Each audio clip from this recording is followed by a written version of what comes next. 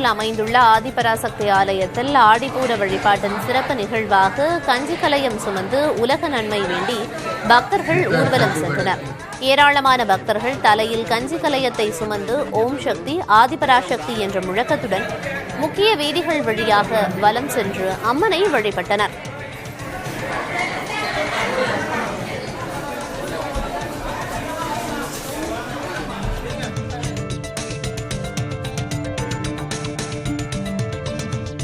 கேரள மாநிலம் இடுக்கியில் உள்ள ஏலப்பாறை அருகே இரவில் சாலையில் சென்று கொண்டிருந்த கார் திடீரென தீப்பற்றி எரிந்து சாம்பலானது. காரில் இருந்து புகை கிளம்பியதும் சுதாரித்துக் கொண்டு கீழிறங்கியதால் நல்வாய்ப்பாக காரில் இருந்த சென்னையைச் சேர்ந்த சுற்றுலா பயணிகள் 7 பேரும் உயிர் தப்பினர். தகவல் அறிந்ததும் பீடுமேடு தீயணைப்புத் துறையினர் நிகழ்விடம் வந்து தீயை கட்டுக்குள் கொண்டு வந்தனர். விடுதலை சிறுத்தைகள் திருமாவளவன் பிறந்தநாள் விழாவில் பங்கேற்ற மக்கள் நீதி மய்யத்தின் தலைவரும் மாநிலங்களவை எம்பியுமான கமல்ஹாசன் சாதிக்கு எதிரான பாடலை பாடினார். சென்னை தேனாம்பேட்டையில் விடுதலை சிறுத்தைகள் கட்சித் தலைவர் திருமாவளவன் பிறந்தநாள் விழா நடைபெற்றது. இதில் சிறப்பு விருந்தினர்களாக கமல்ஹாசன், அமைச்சர் சேகர்பாபு உள்ளிட்டோர் பங்கேற்றனர். நிகழ்ச்சியில் பேசிய கமல்ஹாசன் பறை இசை தன்னை பாட தூண்டியதாக கூறி பாடி அசத்தினார். நிகழ்ச்சியில் தங்க முலாம் பூசப்பட்ட 1 கிலோ வெள்ளிச்சங்கிலியை திருமாவளவனுக்கு கமல் அணிவித்தார்.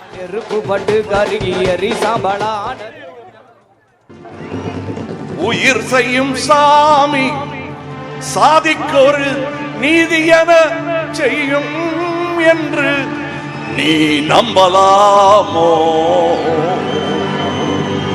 சோதரா, ஓ சோதரா.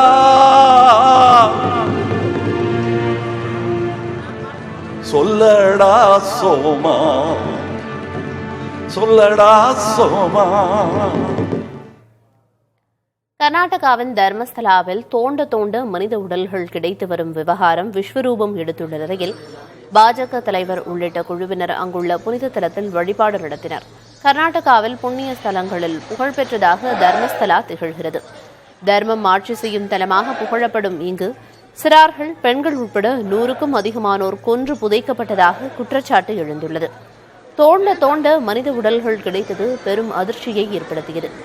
இந்த விவகாரத்தில் உண்மை வெளிவர வேண்டும் என கர்நாடகாவின் எதிர்க்கட்சியான பாஜக வலியுறுத்தி வருகிறது. இந்நிலையில் கர்நாடக பாஜக தலைவர் விஜயேந்திரா உள்ளிட்டோர் தர்மஸ்தலா சென்றனர். அங்கு வழிபாடு நடத்திய பாஜக குழுவினர் தர்மஸ்தலாவின் தர்மாதிகாரி வீரேந்திர ஹெக்டேவையும் சந்தித்து ஆசி பெற்றனர். தாவேகா 2வது மாநில மாநாடு சிறப்பாக நடைபெற அக்கட்சியின் பொதுச் செயலாளர் ஆனந்த் மதுரை தூய மரியன்னை தேவாலயத்தில் பிரார்த்தனை செய்தார். வரும் 21ஆம் தேதி பாரபத்தி கிராமத்தில் நடைபெறும் மாநாடு நடைபெறவுள்ள நிலையில் பொதுச் செயலாளர் ஆனந்த் மதுரையிலேயே முகாமிட்டு இறுதிக்கட்ட பணிகளை ஆய்வு செய்து வருகிறார். இந்நிலையில் தெற்கு வாசல் பகுதியில் உள்ள தூய மரியன்னை தேவாலயத்திற்கு வந்த அவர் கிறிஸ்தவர்களை மாநாட்டுக்கு வரும்படி அழைத்தார். மேலும் மாநாட்டில் எல்லா ஏற்பாடுகளும் சிறப்பாக செய்யப்பட்டுள்ளதாக தெரிவித்தார். ஆசிய கோப்பை கிரிக்கெட் தொடரில் விளையாட உள்ள பாகிஸ்தான் அணியிலிருந்து நட்சத்திர வீரர்கள் பாபர் ஆசாத் மற்றும் முகமது ரிஸ்வான் நீக்கப்பட்டுள்ளனர். 17 பேர் கொண்ட அணியில் ஷாகின் அஃப்ரிதி, அஃப்ரார் அகமது, ஹாரிஸ் ரவூப், ஆசர் அலி உள்ளிட்ட வீரர்கள் உள்ளனர். சல்மான் அலி ஆகா கேப்டனாக அறிவிக்கப்பட்டுள்ளார். செப்டம்பர் 9ஆம் தேதி தொடங்கி 28ஆம் தேதி வரை துபாய் மற்றும் அபுதாபியில் நடைபெறவுள்ள ஆசிய கோப்பை தொடரில் இந்தியா, ஐக்கிய அரபு அமீரகம், ஓமன் ஆகிய அணிகள் உள்ள ஏ பிரிவில் பாகிஸ்தான் அணி இடம்பெற்றுள்ளது. ஆசிய கோப்பை தொடருக்கு முன்னதாக ஆப்கானிஸ்தான், அமீரகம் ஆகிய அணிகளுடன் முத்தரப்பு தொடரிலும் பாகிஸ்தான் விளையாட உள்ளது. கிருஷ்ண ஜெயந்தியை முன்னிட்டு சிவகங்கை அருகே நடைபெற்ற மாட்டுவண்டி பந்தயத்தை கிராம மக்கள் ஆர்ப்பரித்து கொண்டாடினர். தெற்கு சாலை அருகே உள்ள வலசைக்காடு கிராமத்தினர் ஏற்பாடு செய்திருந்த இந்த பந்தயத்தில் பல்வேறு மாவட்டங்களைச் சேர்ந்த 25 ஜோடி மாடுகள் களமிறக்கப்பட்டன. இளையான்குடி RS மங்கலம் தேசிய சாலையில் 2 பிரிவுகளாக களம் கண்ட மாடுகள் பந்தய தூரத்தை விரைந்து கடக்க பாய்ச்சல் காட்டின. இந்த விறுவிறுப்பான காட்சிகளை கிராம மக்கள் ஆரவாரத்துடன் ரசித்தனர். பாகிஸ்தானில் ஆட்சி மாற்றம் என்ற வெளியான செய்திகளை அந்நாட்டு ராணுவ தளபதி ஆசிம் முனீர் மறுத்துள்ளார். அதிபர் ஆசிப் அலி ஜர்தாரியை நீக்கிவிட்டு அந்த பதவியில் ஆசிம் முனீர் அமரப்போகிறார் என்று சில மாதங்களாகவே பாகிஸ்தான் ஊடகங்கள் கூறி வந்தன. ஆபரேஷன் சிந்தூருக்கு பிறகு ஃபீல்டு மார்ஷல் அந்தஸ்து பெற்றது அமெரிக்க அதிபர் டிரம்பை பாகிஸ்தானின் பிரதமர் அல்லது அதிபர் சந்திக்காமல் ராணுவ தளபதியான ஆசிம் முனீர் சந்தித்ததால் இந்த யூகம் வலுப்பட்டது. ஆனால் இந்த தகவல்களை ஆசிம் முனீர் மறுத்துவிட்டதாக ஊடகங்கள் கூறியுள்ளன. பாகிஸ்தான் பிரதமர் ஷபாஸ் ஷெரீப், உள்துறை அமைச்சர் மோஷின் நக்வி ஆகியோரும் இதனை மறுத்திருந்தனர்.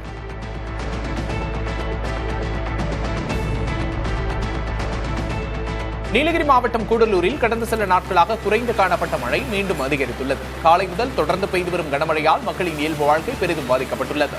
தொடர் மழை மற்றும் கடும் குளிர் காரணமாக கூடலூர் மற்றும் அதன் சுற்றுவட்டார பகுதிகள் பெரும் பாதிப்பை சந்தித்துள்ளன. காவிரி டெல்டாவில் இந்த ஆண்டு குறுவை பருவத்தில் இதுவரை இல்லாத அளவுக்கு 6 லட்சம் ஏக்கருக்கும் அதிகமாக நெல் சாகுபடி செய்யப்பட்டுள்ளது. தஞ்சை, திருச்சி உள்ளிட்ட காவிரி டெல்டா மாவட்டங்கள் மாநிலத்தின் மொத்த நெல் சாகுபடியில் 50 விழுக்காடு பங்களிப்பை அளிக்கின்றன. இந்த மாவட்டங்களில் கடந்த ஆண்டு 3,88,000 ஏக்கர் மட்டுமே குறுவை பருவத்தில் நெல் சாகுபடி செய்யப்பட்டது. ஆனால் நடப்பாண்டு குறுவையில் 6,09,000 ஏக்கர் பரப்பில் நெல் சாகுபடி செய்யப்பட்டுள்ளது. இது வழக்கமான சாகுபடி பரப்பை விட 40 விழுக்காடு அதிகமாகும். கடந்த ஆண்டை ஒப்பிடும்போது இந்த ஆண்டின் குறுவை சாகுபடி பரப்பு 57 விழுக்காடுக்கும் அதிகமாகும். இதற்கு முன்னர் 2023ஆம் ஆண்டில் 5,60,000 ஏக்கர் பரப்பில் குறுவை சாகுபடி செய்யப்பட்டதே அதிகபட்ச அளவாக இருந்தது. தஞ்சை மற்றும் திருவாரூர் மாவட்டங்கள் கிட்டத்தட்ட 2 லட்சம் ஏக்கர் பரப்பில் சாகுபடி செய்து சாதனைக்கு பங்களித்துள்ளன. காவிரியில் அதிக அளவில் தண்ணீர் கிடைத்ததும் இயந்திரமயமாக்கப்பட்ட நெல் நடவு, மாநில அரசின் சிறப்பு குறுவை தொகுப்பு திட்டம் ஆகியவையே இந்த சாதனைக்கு பங்களித்துள்ளது. தெருநாய்களை காப்பகங்களில் அடைக்க வேண்டும் என்ற உச்சநீதிமன்றத்தின் உத்தரவை எதிர்த்து திருச்சியில் விலங்கு நல ஆர்வலர்கள் போராட்டத்தில் ஈடுபட்டனர். டெல்லியில் தெருநாய்கள் கடிப்பதால் ஏற்படும் பிரச்சினைகளை தொடர்ந்து உச்சநீதிமன்றம் பிறப்பித்த இந்த உத்தரவுக்கு எதிர்ப்பு தெரிவிக்கும் வகையில் 50க்கும் மேற்பட்ட ஆர்வலர்கள் நாய்களுடன் ஆர்ப்பாட்டத்தில் பங்கேற்றனர். தடுப்பூசி போட்டு இனப்பெருக்கத்தை கட்டுப்படுத்தலாமே தவிர தெருநாய்களை வீதிகளிலிருந்து வெளியேற்றக்கூடாது என அவர்கள் வலியுறுத்தினர்.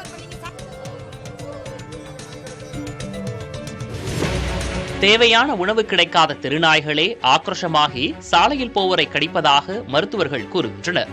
முறையான உணவு, சுதந்திரமான நடமாட்டம், உயிரியல் தேவையே நாய்களின் முதன்மையான தேவை. வளர்ப்பு நாய்களுக்கு உணவு எளிதில் கிடைத்தாலும் நடமாடுவதற்கான சுதந்திரமோ உயிரியல் தேவைகளுக்கான வழிகளோ கிடைக்காது என்பதால் வளர்ப்பு நாய்களே ஆக்ரோஷமாகி கடிக்கும் என்கிறார்கள் மருத்துவர்கள். தெருநாய்களை பொறுத்தவரை பசியின் காரணமாகவே ஆக்ரோஷமாக நடந்து கொள்வதாக கூறுகின்றனர். அதேபோல தெருநாய்கள் பெரும்பாலும் குழந்தைகளைத்தான் குறிவைக்கின்றன. அதே நேரத்தில் நாய்கள் குழுவாக இருப்பதை விட தனியாக இருக்கும்போது கூடுதல் ஆக்ரோஷமாக நடந்து கொள்ளும் என்கிறார்கள் மருத்துவர்கள். வாக்கு திருட்டு குற்றச்சாட்டு ஆதாரமற்றது என தேர்தல் ஆணையம் மீண்டும் தெரிவித்திருக்கிறது. டெல்லியில் செய்தியாளர்களை சந்தித்த தலைமை தேர்தல் ஆணையர் ஞானேஷ்குமார், தேர்தல் ஆணையம் ஆளுங்கட்சி எதிர்க்கட்சி என்ற பேதமின்றி அனைவரையும் சமமாக பார்ப்பதாக தெரிவித்தார். வாக்கு திருட்டு என்ற மோசமான வார்த்தையை பயன்படுத்தி கூறப்படும் குற்றச்சாட்டு அரசமைப்புக்கு எதிரானது என்றும் இதுபோன்ற அச்சுறுத்தல்களுக்கு தாங்கள் அஞ்ச மாட்டோம் என்றும் ஞானேஷ்குமார் தெரிவித்தார். எத்தகைய அச்சுறுத்தல்கள் வந்தாலும் அனைத்து தரப்பு வாக்காளர்கள் பக்கமே தாங்கள் நிற்கப் போவதாகவும் தேர்தல் ஆணையர் தெரிவித்தார்.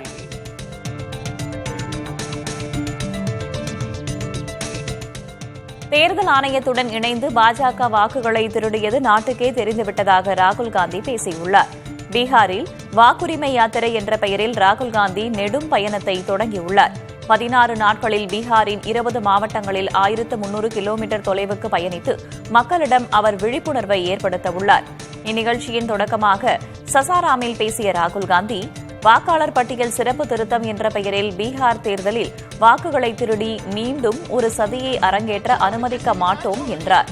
வாக்குரிமையை உறுதிப்படுத்த மக்கள் இப்பயணத்தில் தங்களுடன் இணையவும் ராகுல் காந்தி கேட்டுக் கொண்டுள்ளார். யாத்திரையின் தொடக்க விழாவில் காங்கிரஸ் தலைவர் மல்லிகார்ஜுன் கார்கே, பீகார் எதிர்க்கட்சித் தலைவர் தேஜஸ்வி யாதவ் உள்ளிட்டோர் பங்கேற்றனர். இப்பயணத்தின் நிறைவாக செப்டம்பர் 1ஆம் தேதி பாட்னாவில் ராகுல் காந்தி பேசவுள்ளார். தொண்டர்கள் விருப்பப்படி நல்ல கூட்டணியை அமைப்பேன் என பாமக நிறுவனர் ராமதாஸ் தெரிவித்துள்ளார். பாமகவின் சிறப்பு பொதுக்குழு கூட்டம் புதுச்சேரி அருகே உள்ள பட்டானூரில் கட்சியின் நிறுவனர் ராமதாஸ் தலைமையில் நடைபெற்றது. இந்த கூட்டத்தில் பாமகவின் கௌரவ தலைவர் ஜி.கே. மணி, ராமதாஸின் மூத்த மகள் காந்திமதி மற்றும் பூத்தா அருள்மொழி, பேராசிரியர் தீரன், அருள், முரளி சங்கர் உள்ளிட்ட முக்கிய நிர்வாகிகள் கலந்து கொண்டனர். வழக்கமாக பாமக பொதுக்குழு மேடைகளில் அன்புமணி அமரும் இருக்கையில், அதாவது ராமதாசுக்கு அருகே உள்ள இருக்கையில் இந்த முறை அவரது மகள் காந்திமதி அமர்ந்திருந்தார். காந்திமதியின் மகன் முகுந்தனுக்கு இளைஞரணி தலைவர் பதவி கொடுத்ததில் ஏற்பட்ட மோதல்தான் ராமதாஸ் அன்புமணி இடையிலான இத்தனை விரிசலுக்கு காரணமாக சொல்லப்படும் நிலையில் பொதுக்குழு மேடையில் காந்திமதிக்கு முக்கிய இடத்தையே ஒதுக்கினார். பொதுக்குழு மேடையில் பேசிய ராமதாஸ், பாமக தொண்டர்களின் மனம் விரும்பும் கூட்டணி நிச்சயம் அமையும் என்றார். கூட்டணி அமைப்பதற்கான முழு அதிகாரத்தை எனக்கு நீங்கள் கொடுத்திருக்கின்றீர்கள். நிச்சயமாக உங்கள் உள்ளங்களிலே, உங்கள் மனங்களிலே, உங்கள் குடும்பம், உங்கள் நண்பர்கள் நினைக்கின்ற அவர்களுடைய மனங்களிலே இருக்கின்ற அதை நான் அறிவேன். ஏனென்றால் நான் ஒரு டாக்டர். உங்கள் மனங்களிலேயே எக்ஸ்ரே பிடிச்சிடுவேன், எக்ஸ்ரே எடுத்து பார்த்துடுவேன் உங்கள் மனங்களை. அதனாலே நீங்கள் விரும்புகின்றவாறு நீங்கள் ஒரு நல்ல கூட்டணியை நாம் ஏற்படுத்துவோம். அதற்கான ஒப்புதலை பொதுக்குழுவாகிய நீங்கள், அந்த அதிகாரத்தை பொதுக்குழுவாக நீங்கள் எனக்கு கொடுத்திருக்கின்றீர்கள். அதை சிறப்பாக நான் செய்வேன் என்று இந்த நேரத்தில் உங்களுக்கு உறுதியளிக்கின்றேன். நடப்பு நிதியாண்டின் முதல் காலாண்டில் தமிழகத்தில் மூலதன செலவுகள் குறைந்திருப்பதற்கு அன்புமணி ராமதாஸ் கண்டனம் தெரிவித்துள்ளார். இதுகுறித்து அவர் வெளியிட்டிருக்கும் அறிக்கையில் மூலதன செலவுகள் அதிகரிப்பது மாநிலத்தின் வளர்ச்சிக்கான அறிகுறி என குறிப்பிட்டுள்ளார். தமிழ்நாட்டில் காலாண்டு சராசரி அளவில் கூட மூலதன செலவுகளை திமுக அரசு செய்யவில்லை என்று குற்றம் சாட்டியுள்ள அவர், இது வளர்ச்சித் திட்டங்களுக்கு போதிய நிதி ஒதுக்கப்படவில்லை என்பதை காட்டுவதாக தெரிவித்தார். பொருளாதாரத்தில் சாதனை படைத்துவிட்டதாக வீண் விளம்பரம் செய்து வரும் தமிழக அரசு உண்மையில் மக்களின் வரிப்பணத்தை வீணடித்து வருவதாக விமர்சித்தார். அரசின் நிர்வாக திறமையின்மையை இது காட்டுவதாக குறிப்பிட்டுள்ள அன்புமணி, திமுகவின் மக்கள் விரோத நிர்வாகத்திற்கு மக்கள் பாடம் புகட்டுவார்கள் எனவும் தெரிவித்துள்ளார்.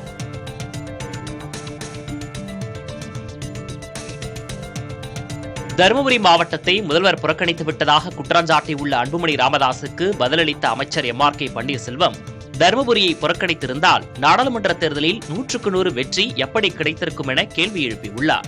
இதுகுறித்து அவர் வெளியிட்ட அறிக்கையில், சோற்றுக்குள் முட்டையை மறைக்கலாம், பூசணிக்காயையே அன்புமணி மறைத்திருப்பதாக விமர்சித்துள்ளார். தனது இயலாமையை மறைக்க, இருப்பை தக்க வைத்துக் கொள்ள தருமபுரியை பகடைக்காயாய் அன்புமணி பயன்படுத்துவதாக சாடியுள்ள அமைச்சர் பன்னீர்செல்வம், நாடாளுமன்றத்திற்கு சென்று அன்புமணி சாதித்தது என்ன என கேள்வி எழுப்பியுள்ளார். தனது கட்சியிலும் தமிழ்நாட்டு அரசியலிலும் இடமில்லாமல் திண்டாடிக் கொண்டிருக்கும் அன்புமணி இனியாவது விவரமறிந்து பேச வேண்டும் என அமைச்சர் MRK பன்னீர்செல்வம் தெரிவித்துள்ளார்.